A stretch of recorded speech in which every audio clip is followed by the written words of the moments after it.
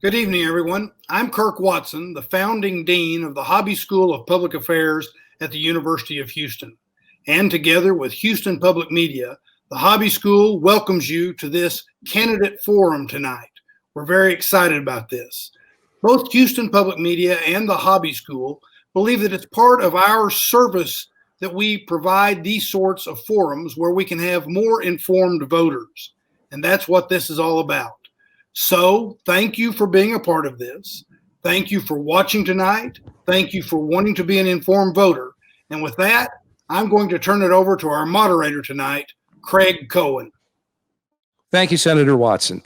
Tonight's forum features Texas House District 28 candidates, State Representative Gary Gates and challenger Eliz Markowitz.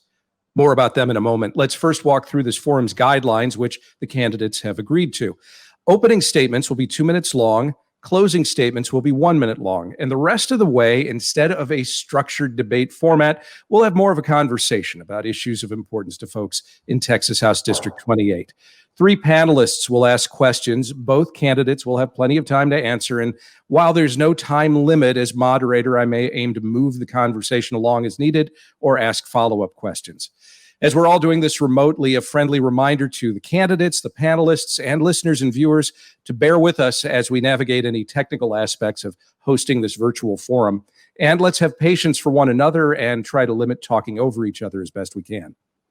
The panelists determined both the topics and the questions. Only the topics were given to the candidates in advance. Those topics may include COVID-19, public education, climate change, disaster recovery and emergency preparedness, and criminal justice reform. Tonight's panelists are Houston Public Media reporter Jen Rice, Hobby School of Public Affairs Associate Dean Dr. Jim Granato, and League of Women Voters Houston Vice President of Membership Mika Rao. Now to the candidates.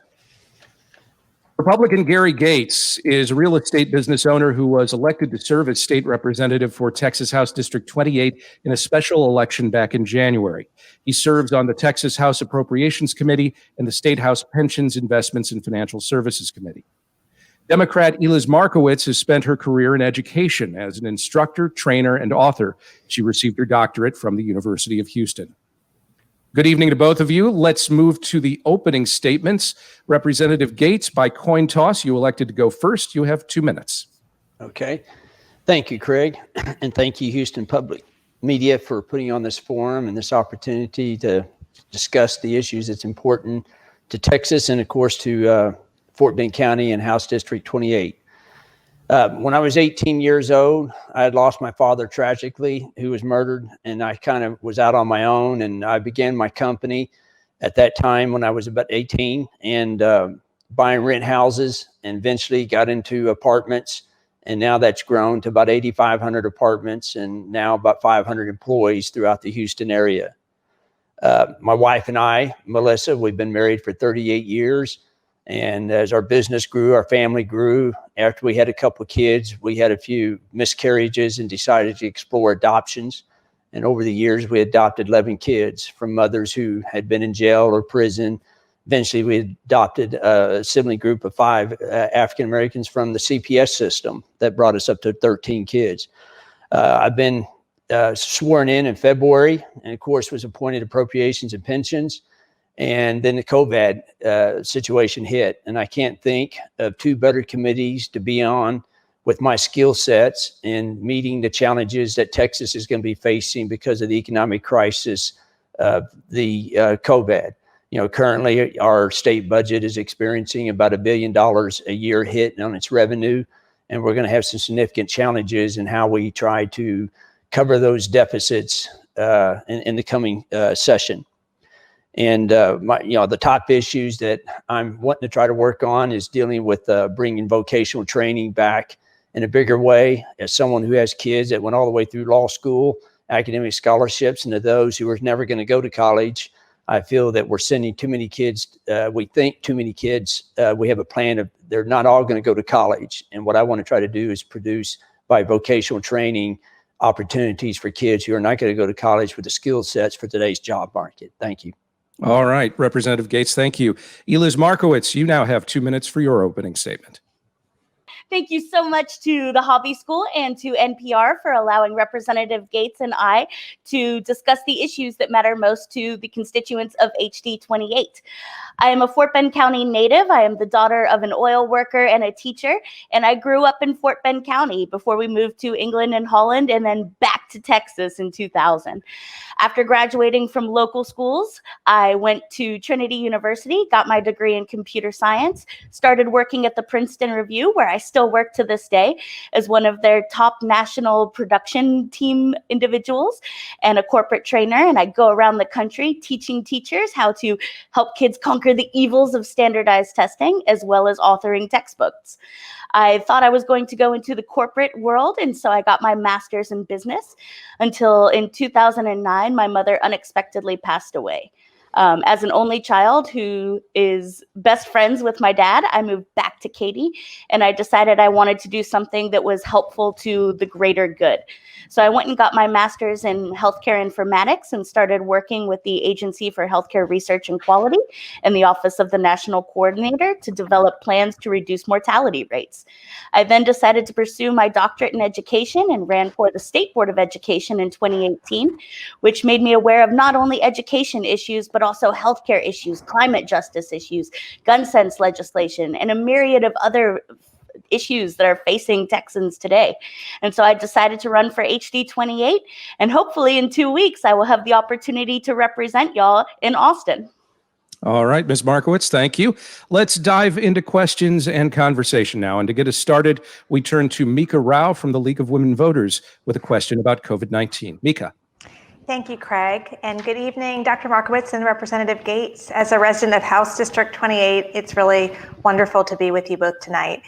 As of this week, Texans have seen the loss of more than 17,000 lives due to COVID-19. Opinions are widespread about the governor's handling of the pandemic. If the Texas legislature was in session starting tomorrow, what one bill would you like for the district, would you file for the district to protect the health and well-being of your constituents? All right, and we'll start with Representative Gates with this question. You know, I think we've learned a lot as time has gone on in Fort Bend County. You know, we've from the Fort Bend County website, I know on the state they report 303 deaths. On the Fort Bend County website is 227 deaths. But about 85% of those deaths are in the 60 and above age group, and most of those are in the 70 and above with pre-existing conditions. But when you look at the largest part of our population, which is 40 years and under, there's only been 4 deaths since the beginning of COVID. And I think we focus too much on, we got to look at somewhat the economic cost of what this is costing us, because I think the economic problem of what we're facing in the future is significantly going to be damaging our economy. And we need to balance this. And I would like to see legislation that if we're going to close down businesses, it needs to have some metrics of what it's based on. And it just can't be based totally upon emotions. It does need to be based on data. And I feel like there's not enough focus on what we've created and the problems we're creating for ourselves by this open-ended closing of businesses and shutting down without it being made based on metrics of how do we open back up. Dr. Markowitz, the same question. If the Texas legislature were in session starting tomorrow, what one bill would you file for your district to protect the health and well-being of your constituents during the pandemic? Absolutely. So as we've seen in the United States, we've almost lost 250,000 lives.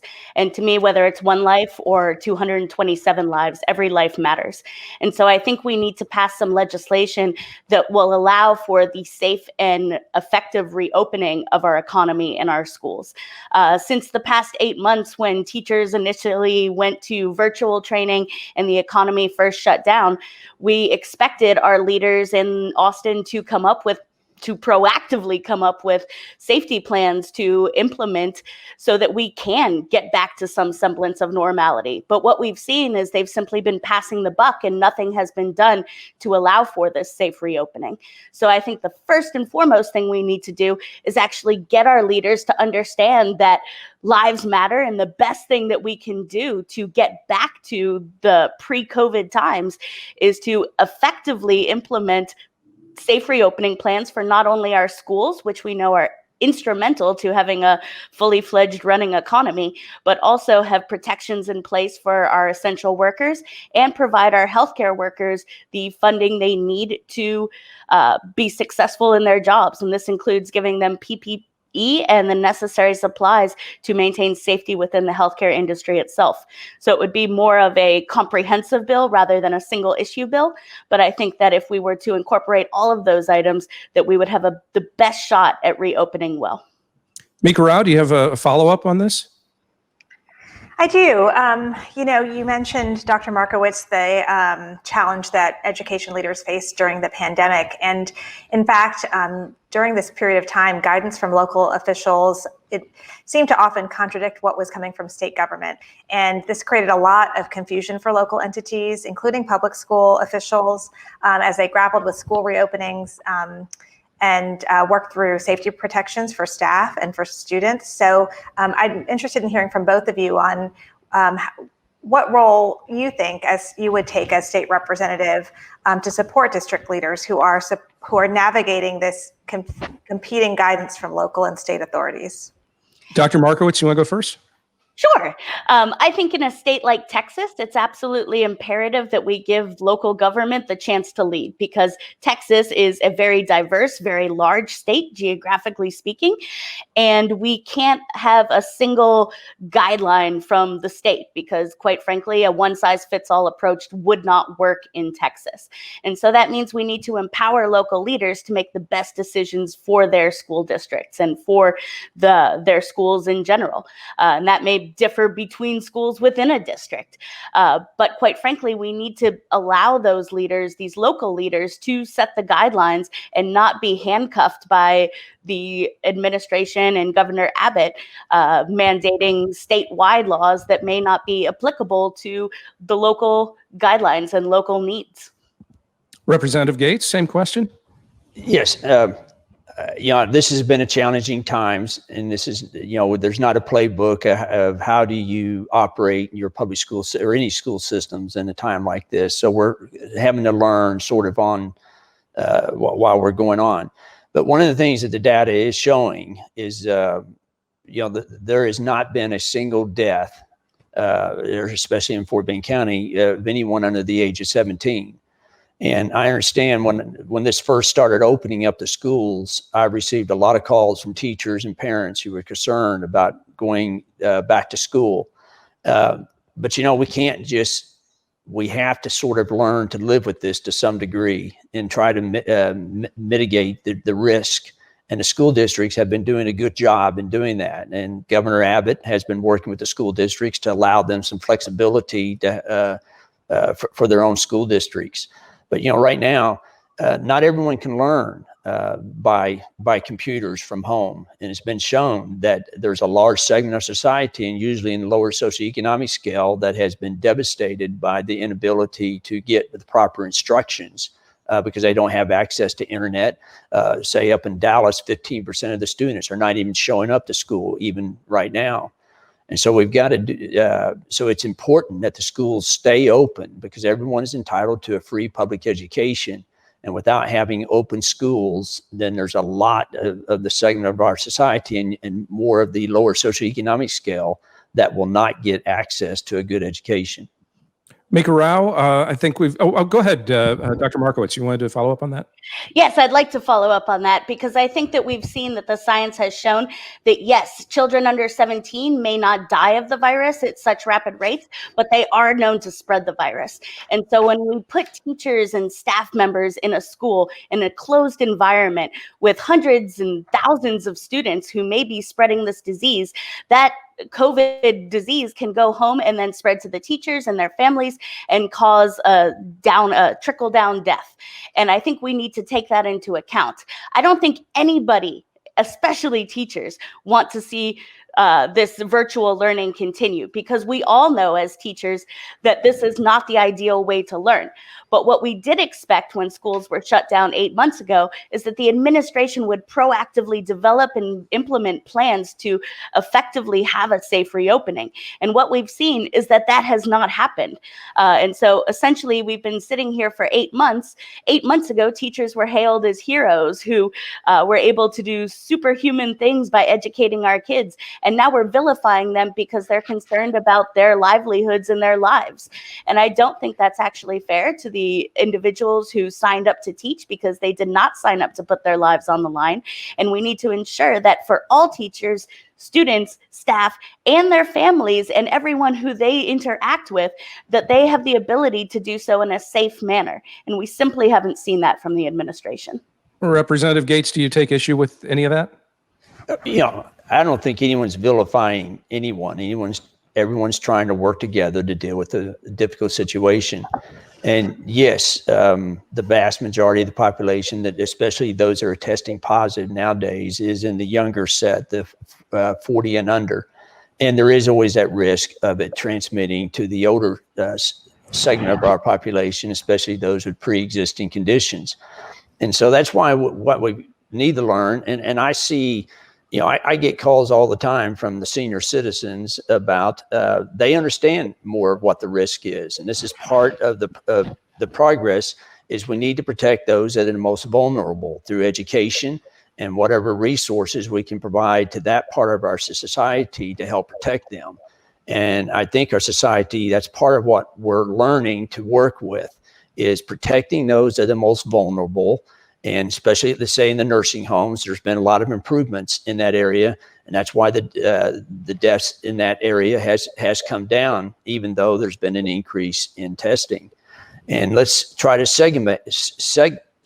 separate those that are most at risk, but at the same time allowing the schools. And no one's vilifying anyone, because look, everyone in our society, or not everyone, but there's a lot in our societies that's on the front line, whether it's teachers or truck drivers or those in the restaurant business, those that stock the shelves at the grocery stores, my employees who have to go inside an apartment and fix broken ACs and broken plumbing. Those are all frontline workers.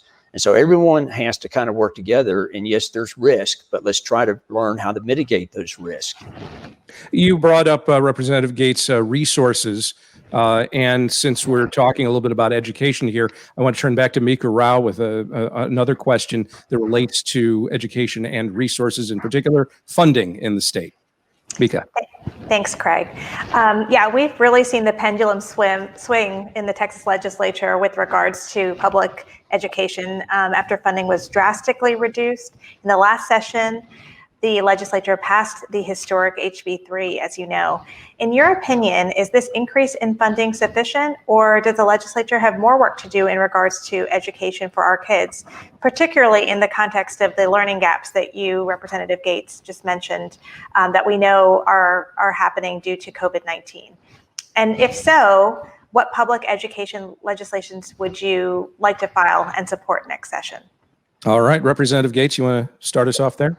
Okay, let me discuss briefly the budget part. This next session, we're probably, I've got to be upfront that there's not going to be an increase in public education. It's just not going to be practical.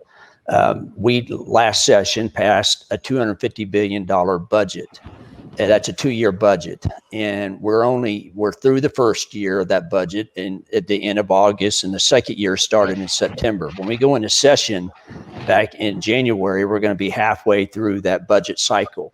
Well, we've been losing about $1 billion a month in revenue. When we go into session, we're going to have to deal with almost a $20 billion deficit in the budget that has already been approved, that then only has about 8 months left. And so how are we going to deal with this $20 billion deficit on a budget that's almost over with is going to be a huge problem. Also, we then have to start figuring out the next year's 2-year budget cycle. And so the public education takes about $70 billion of our $250 billion budget. Part of that's made up of federal and state money. And if you take our health care, which takes up another 70 billion of our budget, that's the biggest part of our budget. And if we're not going to cut health care, if we're not going to cut any education, then what's left is a very, very small part of our budget. And these are going to be some challenges that we're going to have. And it's going to be a challenge to try to minimize any kind of cutting. As far as, I'm sure later in the conversation, I'll be able to talk more about what is my main issue. And in fact, it's on a bill that I'm working on right now to try to bring more of a focus of vocational training into our public education. All right, Dr. Markowitz, same question. Yeah, Mika, would you be able to just repeat the question just so I'm sure I understood it? Absolutely. What I was saying was that we've seen, the pendulum go back and forth. And after the historic HB3 was passed, do you feel like that's sufficient and that's sufficient funding, or especially in light of learning gaps that we're aware of with COVID-19, are you in favor of increasing funding in the next legislative session? And if so, what specifically would you file? Okay, great. So thank you for repeating the question. So first and foremost, I don't believe that HB3 was sufficient. It was a stopgap measure intended to bring us over until the next legislative session. And unfortunately, that's simply not sufficient these days. So we need to have some actual long-term sustainable change in the way that we fund our public education system. And I think that's going to require revamping entirely the public school funding formulas, which are outdated and don't represent the current needs or address the need for equitable education in such a diverse state that we have now. So we need to revamp the way we fund our public education entirely. And as Representative Gates said, we are required by the Texas Constitution to have a balanced budget every session. And that is going to be particularly difficult considering the constraints that COVID-19 has placed on the budget. And so we are going to have to come up with alternative revenue streams in order to get rid of the deficit and actually have a balanced budget, and or we will need to use the rainy day fund, which has about $11 to $12 billion in it. And so if we were to take back the $5.4 billion that the Republican administration pulled out of the public education budget in 2011 and put in the rainy day budget, we would be able to help balance that budget and put money back into the education system so that we could address the current needs and issues of today and take into account the constraints that COVID-19 has put on us. I would like to think that education is going to be a huge issue in this next legislative session due to the fact that education has been, we've seen that education, or public education, is imperative to a functioning society and a functioning economy.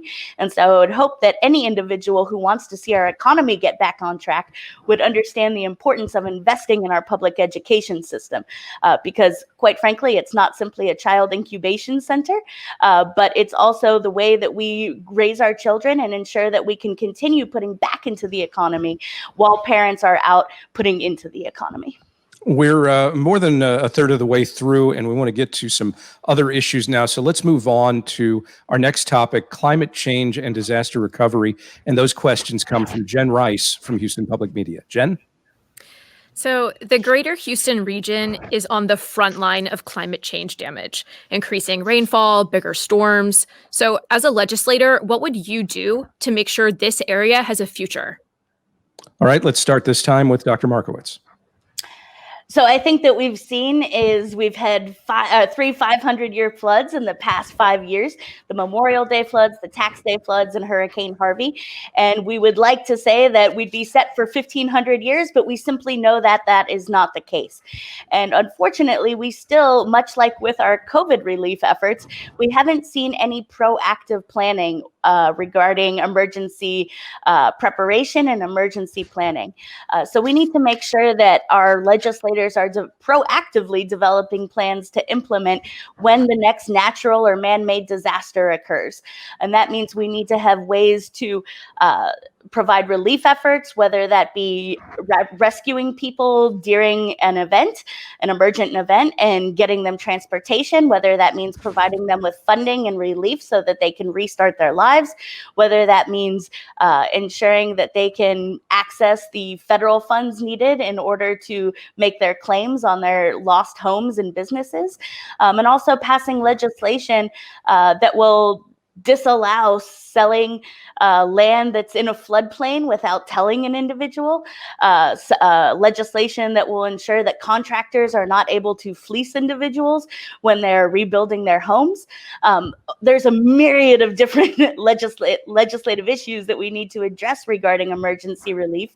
But the most important thing is that we actually have a plan. I know in Fort Bend County, when Hurricane Harvey first hit, it was a total mess because no one knew where to go. No one knew who was in charge. The commissioners were only able to pass or make any decisions if they met in person, which was impossible during the hurricane season when it was flooded and nobody could travel to find each other. And so we need to have practical, implementable plans to mitigate and handle any future disasters. Representative Gates, same question. Okay, I'll approach it from a couple different ways. Emergency preparedness.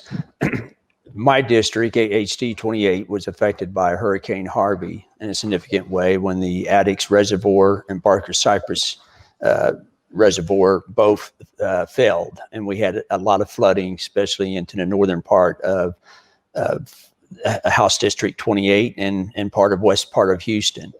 And so a lot of studies have been done working with a lot of different entities in Fort Bend County and Harris County, and along with the federal government. And a lot of those studies have now been completed and now going through the public process to make sure that those reservoirs can handle the amount of rainfall that happened, so that we don't have to, because it wasn't necessarily from the rain, it's because of the failure of those reservoirs to be able to hold the water that was dropped.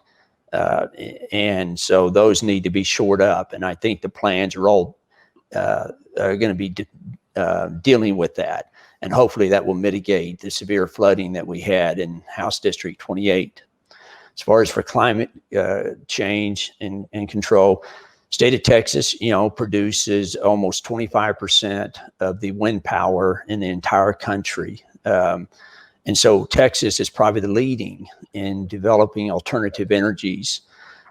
We have reduced the production of coal in Texas, which people know produces a lot of not only pollution, but leads to a lot of increase in climate damages. But the one problem with these type of alternative energies is the amount of subsidization that it takes to be able to make those viable right now. And that is the difficulty, especially when fossil fuels are at such a cheap price right now. And so that needs to be balanced out, because Texas does get a significant amount of its tax revenue from oil and gas taxes. We get around $5.5 billion a year. And now that's, of course, has been hit because oil is down to today it was around $40 a barrel. And just a couple of years ago, it was around $100 a barrel. And that's where $100 a barrel. And that's where most of the funds, what is referred to as rainy day fund, is the economic stabilization fund, that really only has about $8 billion, is about all there is in that. And right now, that's kind of what's allowed Texas to be able to pay out its unemployment payments, because we had that fund to kind of not to be used, but it allows us to kind of have a balance in our checking accounts. The money's still there. As far as I actually, in dealing with other issues with the flooding, is I have a bill that we're preparing to file that's going to be allowing structures that, especially for residential, that, let's say if it was okay on a Friday and met all the city codes, and then you have an incident like Harvey on a Saturday, Monday morning, that you're going to be allowed to rebuild the way it was on Friday. And instead of trying to, a lot of cities have codes that require you to build it up to a current new standard, and that gets to be very expensive, and that's affecting that this is a driving cost of reducing affordable housing, because to bring it up to that new standard, it becomes so expensive that a lot of times it can't be done in these affordable housings. They have to operate at a lower income level. And that's a bill that I'm actually putting together for next session. I'd like to follow up on something that Representative Gates, you mentioned a couple of minutes ago. You were talking about the fact that there are these proposals out there for what to do in terms of flood mitigation to essentially avoid what happened in this district during Harvey. Among them, the U.S. Army Corps of Engineers is seeking public comment on its preliminary report out this month, laying out potential flood mitigation projects, such as establishing a third reservoir along the Katy Prairie, continued deepening and widening of Buffalo Bayou, and purchasing thousands of properties in flood zones. Any of those proposals would cost billions, and the federal government's been slow to send money to Texas these last few years to address these kinds of things. So I guess this is a question really for both of you. I'll start with Dr. Markowitz. Would you support the state of Texas incurring any of that cost for any of those projects? And if so, which ones? So in order to actually make a decision on which projects I would support, I would want to have comprehensive information about each individual project. So I don't feel comfortable saying I would support this without having a full plan in front of me. But I do believe that we need to make a change, and we need to either build a third reservoir or purchase out the homes that are in a floodplain to make sure that nobody ever is flooded again in that area. But I think this also leads to a greater concern that Representative Gates hit upon in his answer previously, which was about climate change as a whole. In the last legislative session, the legislators passed 0 environmental justice regulations. And so we don't see any really proactive measures being taken to mitigate climate change and climate disaster. And so until we actually do that, we can continue slapping Band-Aids on things and using stopgap measures to improve the way that our lives move from day to day. But until we make fundamental change in how Texas runs and how individuals and corporations can properly behave, we're going to continue seeing the effects of overall climate change. Representative Gates, would you support the state incurring any of the costs or a significant portion of the costs associated with any of those flood mitigation projects? Yes, and the state has actually stepped up and provided some funding for that. And the state will continue to do that in the future, but the vast majority of the money is going to have to be paid by the federal government. And the federal government is going to come through because all the houses and all the businesses that are in the path of these zones that are now have been designated in floodplain zones have to get federal flood insurance to be able to get a mortgage, any kind of mortgage from a bank and savings and loans. And so because all that money, if the federal government doesn't do its part in helping mitigate by building this extra reservoir and shoring up the 2 that are currently there, that they're going to be paying it through a new flood, through the flood insurance. So they understand that it's much better to spend a little bit more money up front and do it right. And then hopefully you've prevented having these reoccurring floods in the future where you have flooding, and then you have to have the federal government's funding all the flood insurance. So it's going to get done. And I'll be working with our Congress individuals to help make sure, because this is a cooperative effort. It's not just the state, and it's not just the federal. It's also the county, from Walter County, Harris County, and Fort Bend County. And we'll all work together, and we're going to get it done. Let's go back to Jen Rice. Actually, if you don't mind, Dr. Markowitz, I want to give Jen Rice a chance to ask another follow-up question, and then we'll come back to you. So some communities have recovered from storms like Hurricane Harvey. Others are still suffering. So what can you do to make sure that we have equitable disaster recovery so everybody can rebuild their lives? All right, go ahead, Dr. Markowitz. This is actually what I was going to touch upon. So thank you, Jen. I was actually going to say we still have families who are waiting for federal help. So I think the idea that we can count on the federal government to do the right thing in Texas is a bit of a misleading statement, because we still have families who are living in a broken out home that was destroyed during Hurricane Harvey that are still waiting on FEMA relief.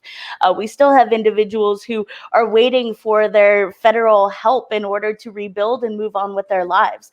So I don't think it's necessarily true that we can count on the federal government. What I think we need to do is have an administration that not only from the federal level determines how to handle disaster relief, but also from a state level determines that, okay, if an individual and their family has been affected by a man-made or natural disaster, that we have plans in place to proactively reach out to those individuals, provide them with the resources they need in order to rebuild their lives, and essentially allow them to get back on their feet and provide and put back into the economy. I think that's the only way that we can continue to thrive as a society, is if we provide individuals with the hand up they need during a time of hardship and allow them to recover and then give back to society. Representative Gates, any reaction to that? Yeah.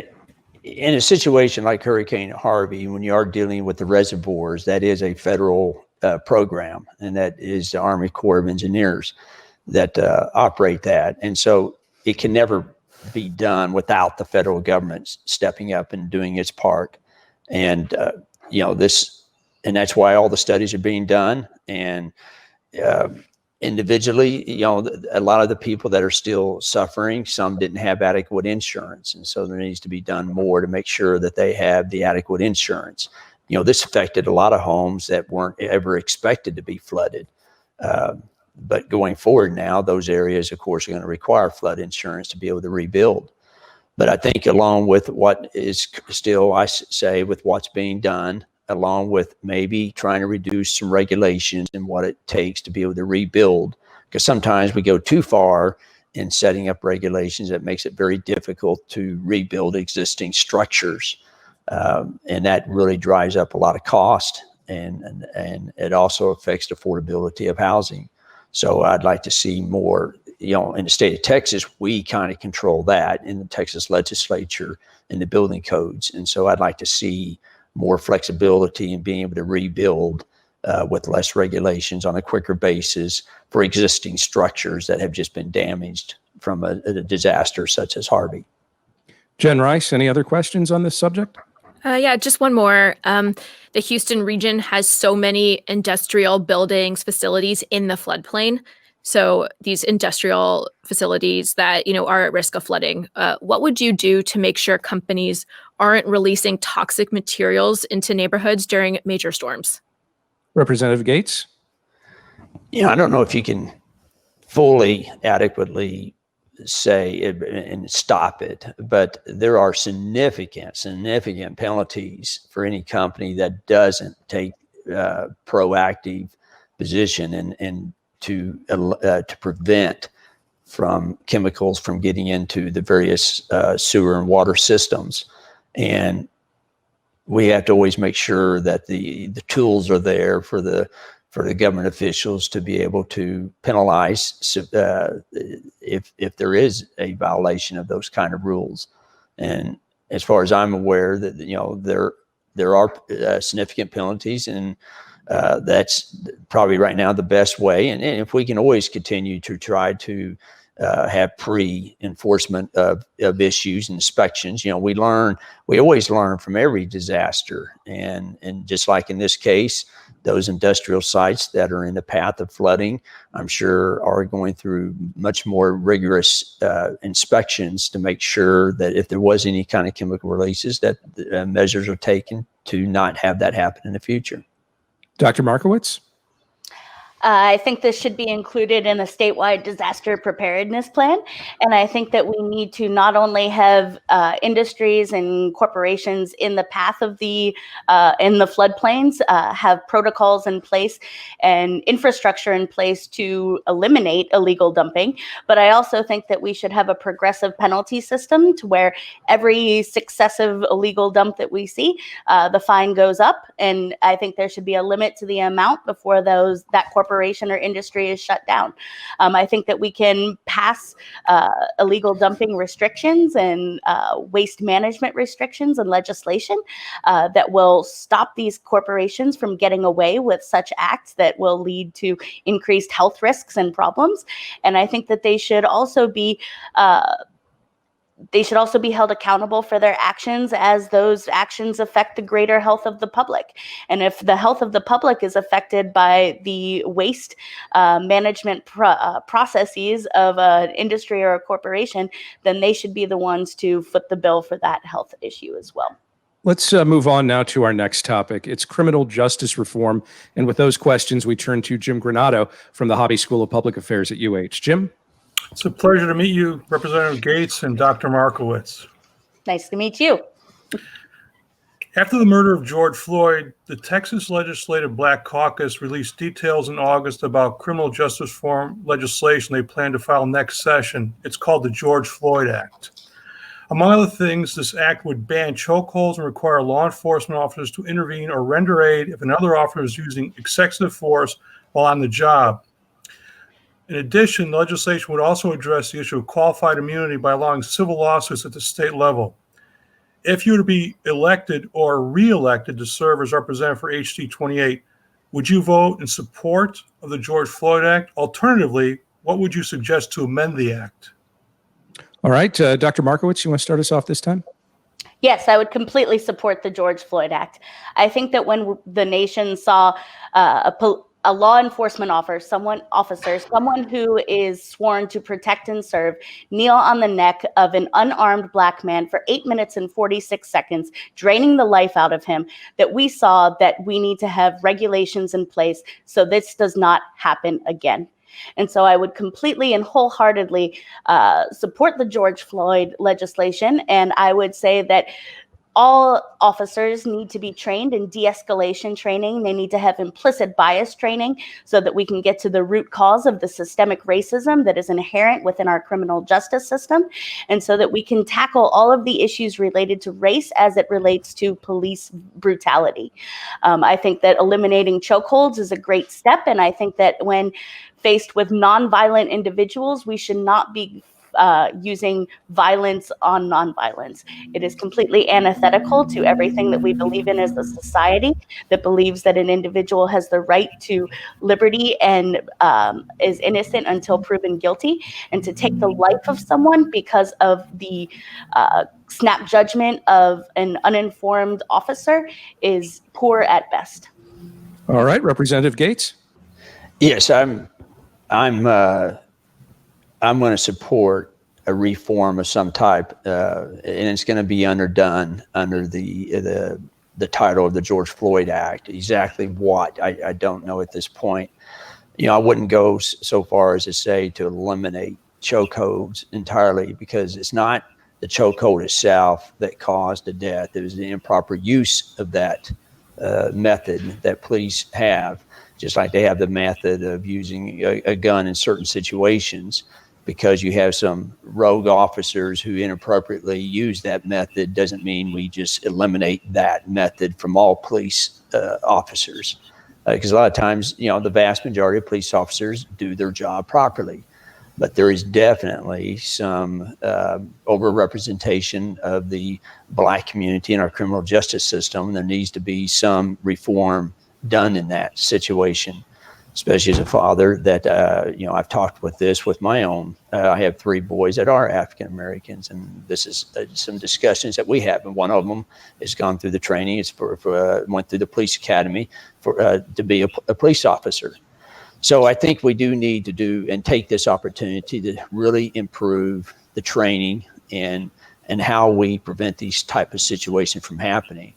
But I think a bigger issue that we need to look at is why so much of the segment of our society, a lot of times, especially from the lower socioeconomic scale, they are in a economic situation that has in areas a lot of crime, and it's very difficult to get out of that. And that's where I want to bring in vocational training in a much, much bigger way to try to help provide those in those areas a path out of the poverty that really has a life down where there's a lot of this kind of criminal activity.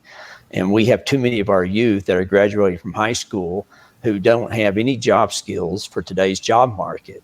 And if they all could, I have 500 employees. I pay 98% are blue collar type workers. And I pay my welders, electricians, plumbers, HVAC people. They make 50, 60,000 a year, but I can't find these kind of workers. You don't need a college education. And if we could start, and I own 8,500 apartments throughout the Houston area. Most of them are affordable housing type projects. And the kids that are growing there, they never come knocking on my door for a job. Why is that? And that's because they're not being taught some of these skills. And that's what I want to see our schools doing so that they can come out. If they can come out with a productive skill to be productive in our society, I think that will help solve long-term a lot of these situations where you have these high crime areas infecting especially the areas of color. Dr. Markowitz, you were shaking your head when the representative offered his thoughts on chokeholds. Would you like to follow up on that? So I don't think that there is a time when we would need to use a lethal chokehold. I think that there are alternative means that we have, including tasers, that could take down an individual without the need of a chokehold. And I think that we have, yes, the majority of police officers are doing their job. They're great individuals, but there are a few bad apples. And so we can mitigate the entire situation by getting rid of those few bad apples. We also need to make sure that the appropriateness of the intervention matches the crime.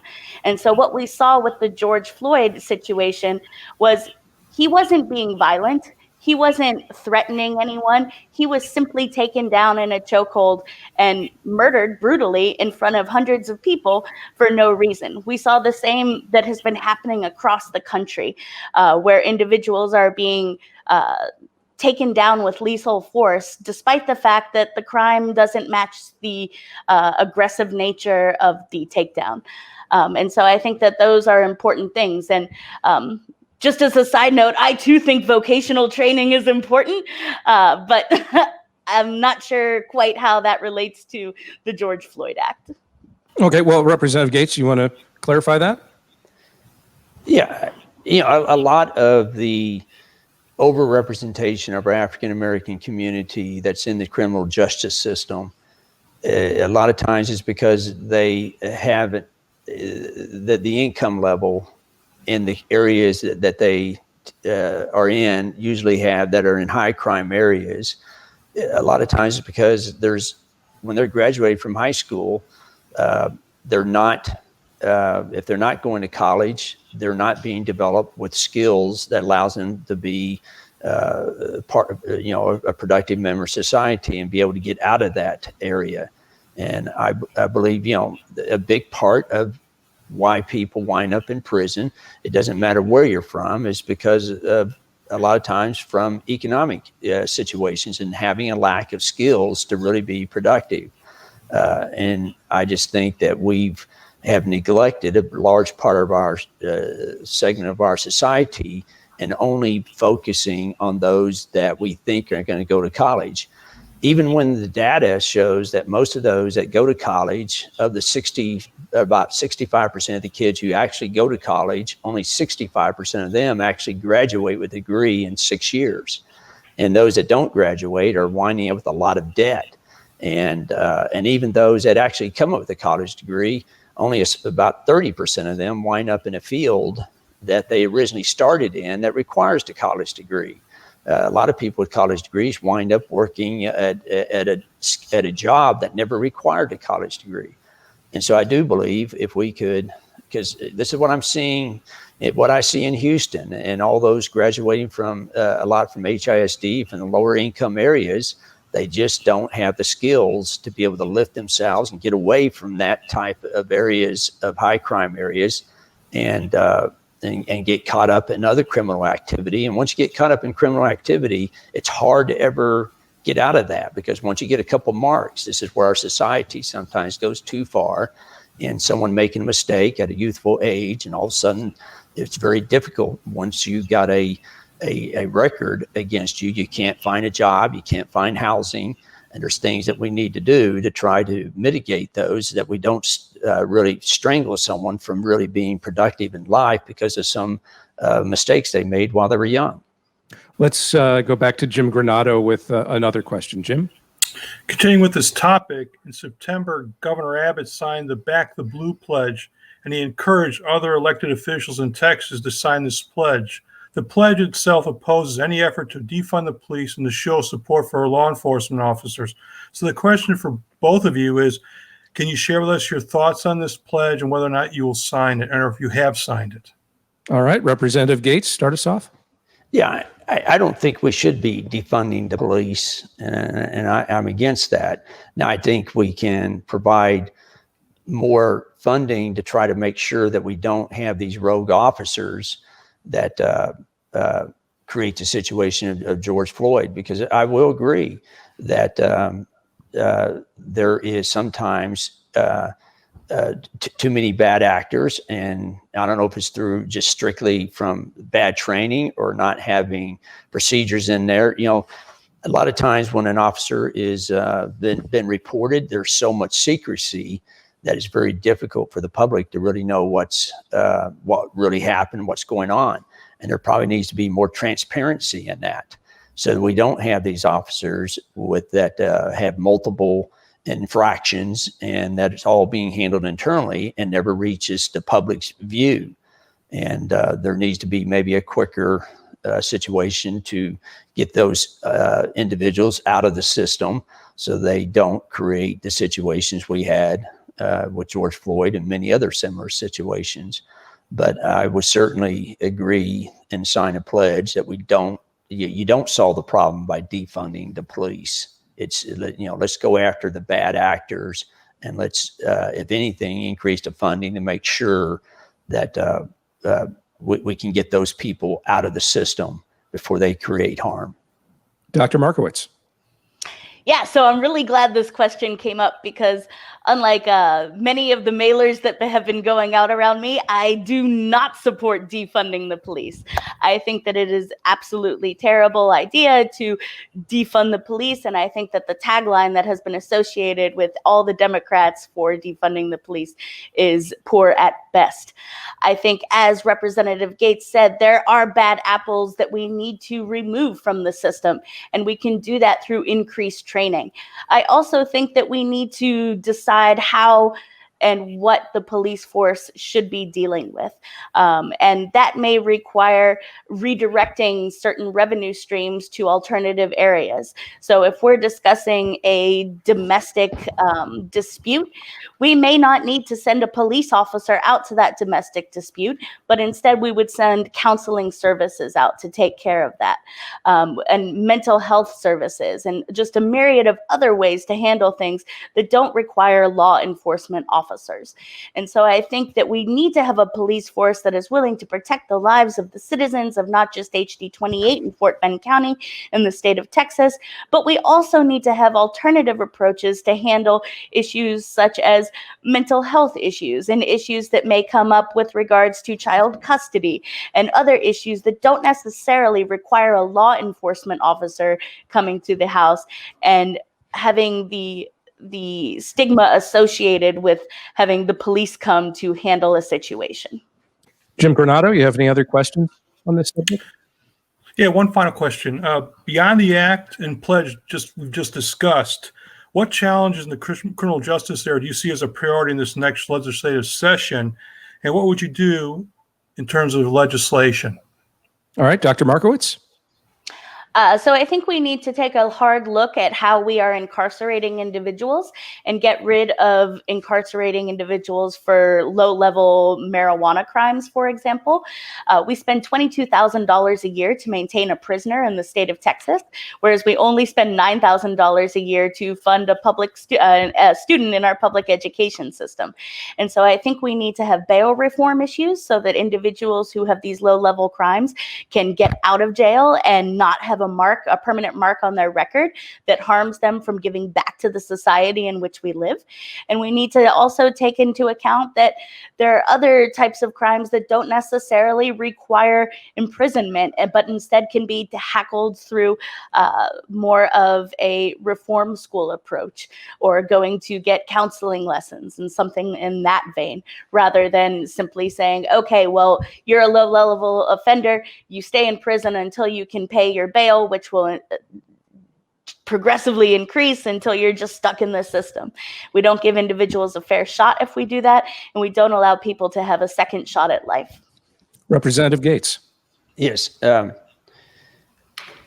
lot of our jails are filled with individuals who have some mental health issues. And I think we need to do more to try to fund and deal with those kind of situations, because a lot of our jails, or especially county jails, are being filled, or kind of becoming holding cells for those that have mental issues. And because we're lacking in providing funds for those areas, they're being held in a county facility at $30,000, $40,000 a year per prisoner, and that could be dramatically reduced by providing mental assistance at a much lower cost. I think sometimes we probably have militarized our police too much, and it's created a lot of frictions when they show up. And I would like to see some de-escalation in that funding. But we have over-criminalized too many things in our society.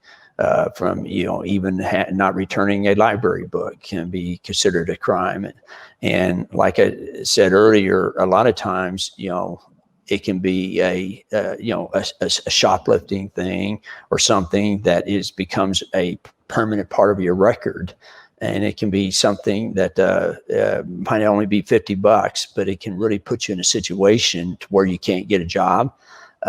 You can't then get housing, because a lot of times I know we run criminal checks on everyone that comes and applies for a job or applies for an apartment.